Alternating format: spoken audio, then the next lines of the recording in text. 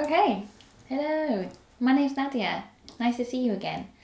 This channel is all about neurodiverse peoples and experiences, namely mine, and obviously I'm happy and eager to explore others' experiences as well. So this video I wanted to talk about surviving bullying in the workplace, and this is from my lived experiences and from my background as someone who has expertise in diversity issues as well. Also, I want to add that I don't have makeup on, and at the end of the video, if you're curious, I will let you know why that is the case. So if you're going through workplace bullying, firstly I want to say that I'm really sorry this is happening to you, because it's awful and it can be life destroying in terms of the emotional impact on people. Obviously there's great risks to it as well, and it's all caught up in the aspects of inequality as well, unfortunately, and the fact that our society is capitalist and based on money basically, so it has real impacts on people on multiple levels. Firstly, it's really important to keep reminding yourself that this is a systemic problem. It's not your fault.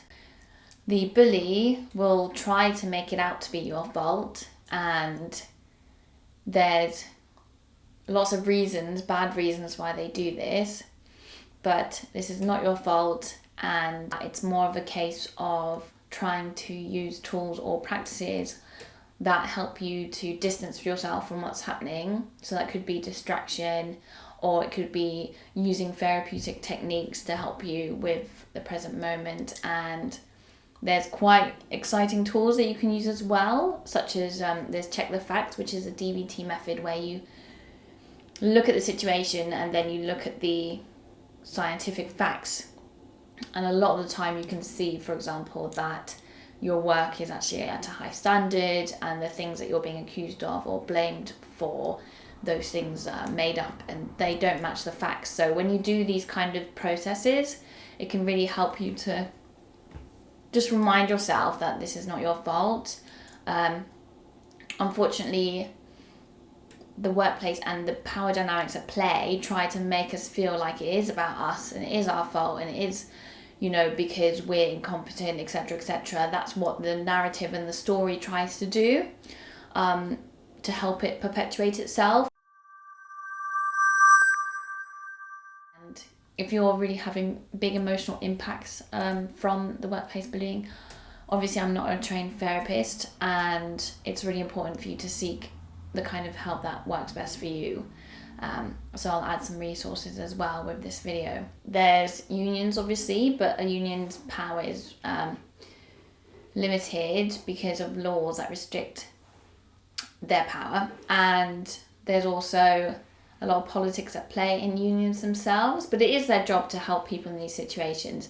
They're also very overloaded with work at the moment in the coronavirus setting. I would recommend, if you identify with an underrepresented group, finding support services that match your experiences. So for me, I could find autistic specialist support groups or forms of therapy. There's organisations that support people that have been through gender-based violence like myself. There are resources that I can get for free if I look for them. Try to find your what you identify with and see if there's free therapy or support services available for your group of persons, just because charities can provide free services for people because of those identities and the fact that they are underrepresented.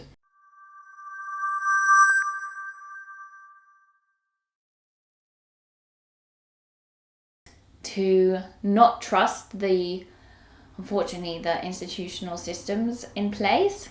So obviously you might have a wonderful HR department, but that really actively learns about equality issues and tries to stop bullying and discrimination within their organisation. But HR are built really to protect management, and so it's not really in your interest to say, if the bully is someone who's institutionally higher up than you, to approach HR for that. I certainly wouldn't do that ever again. Like, HR completely targeted me and made everything worse. So sadly, I wouldn't advise anyone to trust the internal systems that are in place. Even though at my institution we had, fancy website pages to report bullying problems, and we have all these fancy policies which say this and that, which don't apply in real life apparently.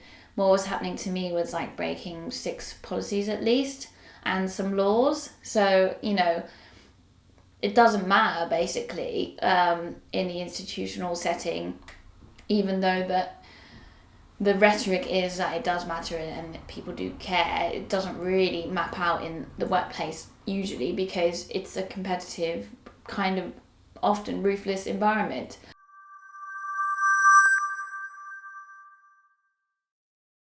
It helped me to learn about my experience as an underrepresented group and how that plays out in the workplace.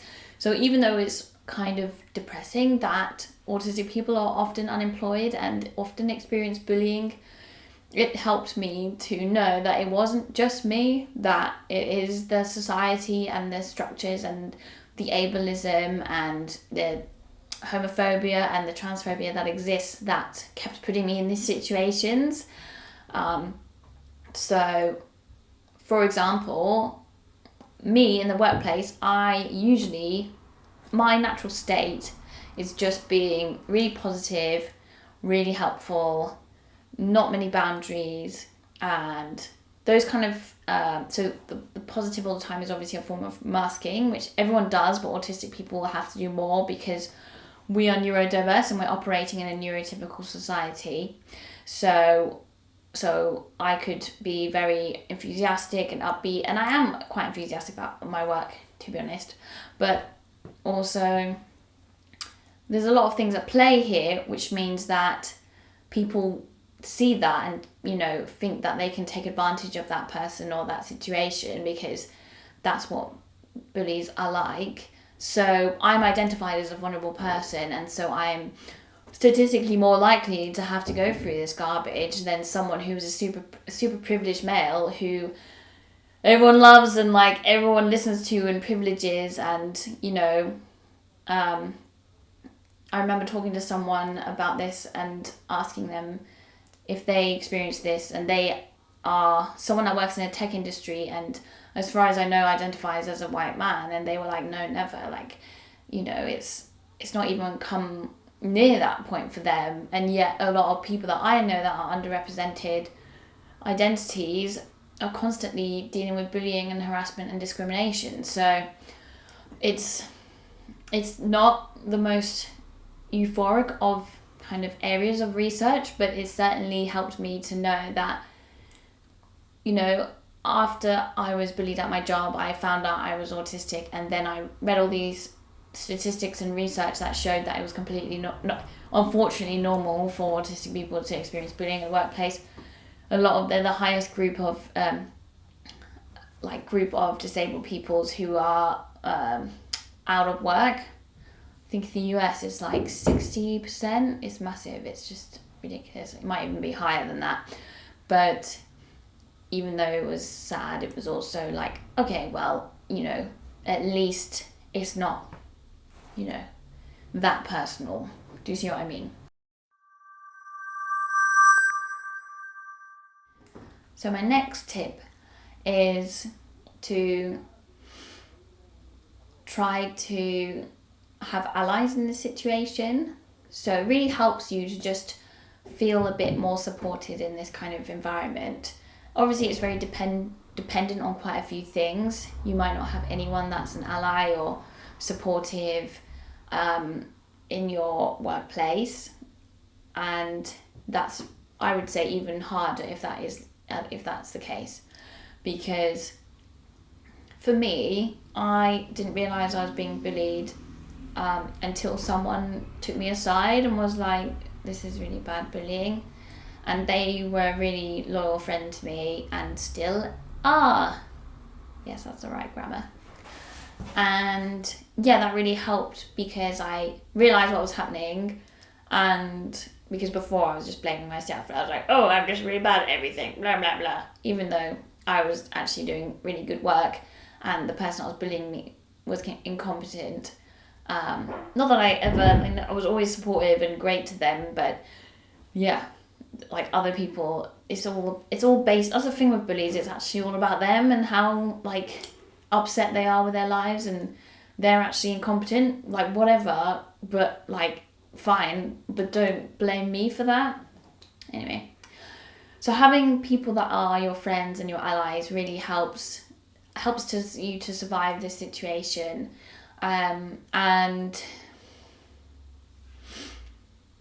I think it's really complicated because someone can put themselves at risk by supporting you, and I've seen that happen. And that's another problem with power dynamics like this, is that there's a reason why they're structured like this. Okay, so someone that's a whistleblower or someone that is speaking out about violence or oppression is always framed as the problem, and so people that support them can also be targeted, and so it's not without its risk.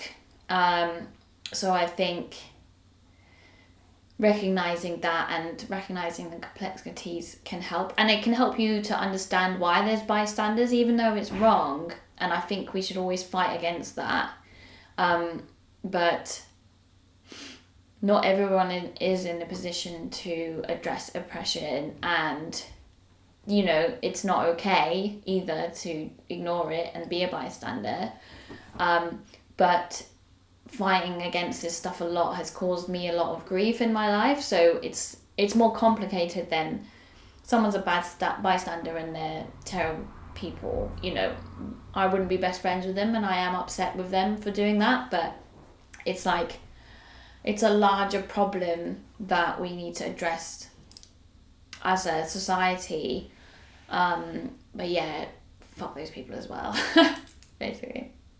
But yeah, but it's like it might help reduce the anger around that.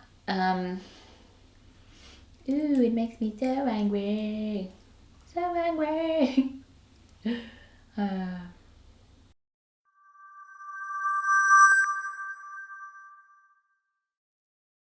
My next tip is to keep reaching out to people if you can.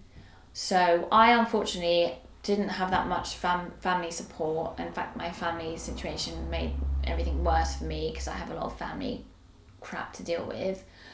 And so it's when people have multiple things on top of them that they can really struggle. So I had like my work stuff, it was just hell on earth, and then my family stuff was hell on earth, and then obviously the coronavirus stuff, and then I have my health, and being autistic is hard in this world. So it's like, okay, well, you know, that's a lot of stuff to like swim through all the time, every second, you know. So it's like, it's trying to work out how to make things manageable for you.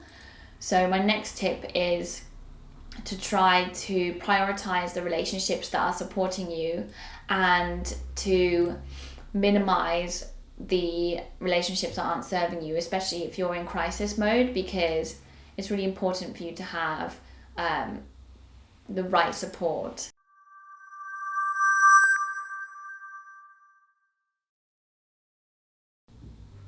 What's critically important is that you make sure that you put yourself first.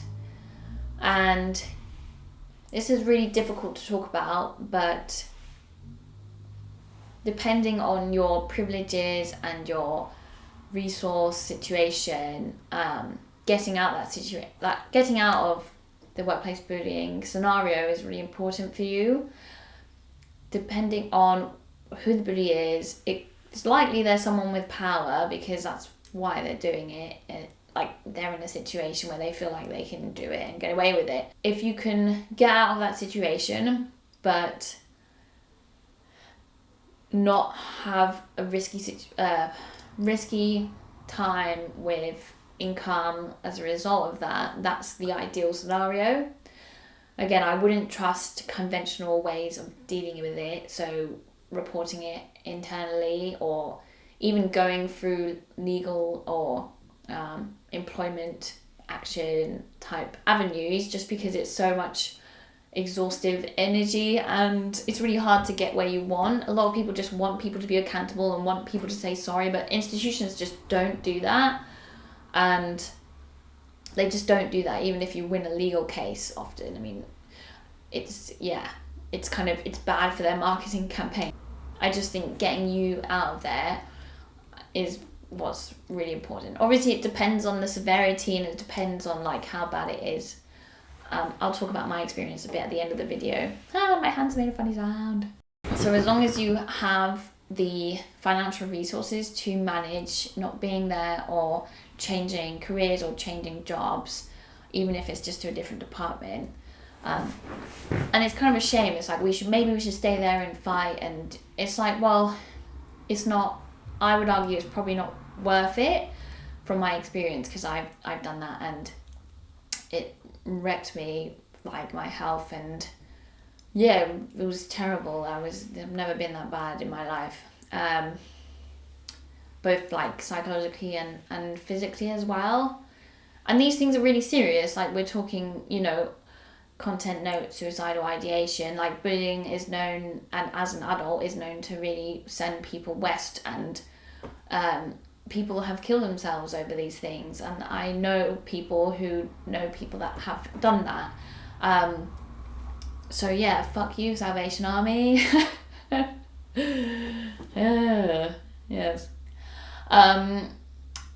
Yeah, so it's just like it's really serious, and I think the next point is maybe get involved in things that work towards tackling bullying in the workplace.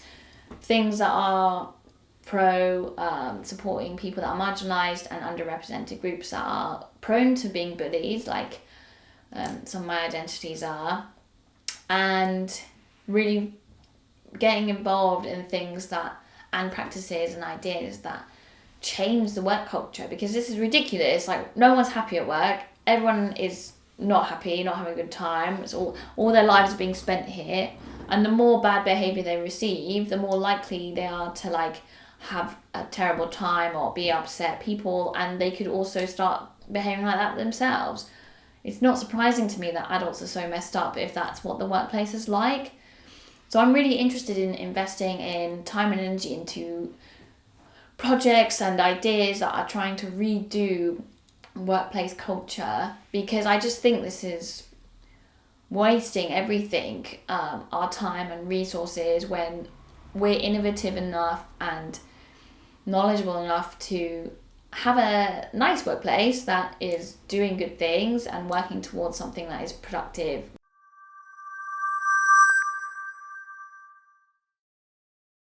You might ask, why is a workplace like this? The answer is it's because we live in a capitalist society that makes a workplace competitive, and so research has shown that bullying increases within capitalist societies. So more collaborative societies, rates of bullying decrease. It exists throughout culture. It happens everywhere, and it's certainly everywhere where there's lots of power dynamics and hierarchies. But it's more common in competitive capitalist societies, this is Western culture, so it's everywhere. That's why you see it in families, friendships, relationships, the workplace, the world, international politics. It is everywhere, but that doesn't mean we shouldn't tackle it, because it's like making everyone really miserable and upset. So, it's something that we can move away from and reduce. And yeah, I'm just looking forward to things being better for people. I was going to talk about why I don't have any makeup on. So I'm aware that to be successful on YouTube, I have to look wonderful all the time and look flawless and okay. But at the same time, I found out that my makeup had lots of toxic chemicals in them that is really bad for me to use. And so I got rid of loads of my makeup firstly. And yeah, we are having some renovations happening in the house, so I actually can't find my makeup that I bought, which is super expensive, by the way. Like clean makeup without any toxic chemicals in is so expensive that I keep just buying one at a time every month, like one piece of makeup every month. And another point, so I can't find it anyway, so I'm just like, I still want to talk to you guys, so I'm just going to do one without makeup. Another point is I'm non-binary, so I like looking not so feminine sometimes and changing up what I look like and looking more masculine at times as well if I want. And also I like the idea of kind of challenging prettiness privilege and the whole idea that I'm meant to just look pretty, and that's my desirability is the most important thing about me. I'm just a bit sick of it all, you know. I've spent all my whole life trying to be desirable and good looking and blah blah blah, and you know, I don't think it's really good for anyone. But I'm not saying that I'm not gonna use makeup sometimes. I love makeup, and I just can't be bothered right now, and I don't want that to reduce my. I still want to film stuff and I still want to talk to you guys. So, and I think I look dashing without it. Huh. Wait, let me do some, I don't know, I'll do some masculine faces. I'm joking. I'm having a laugh. Okay, alright, I think that's all. Bye!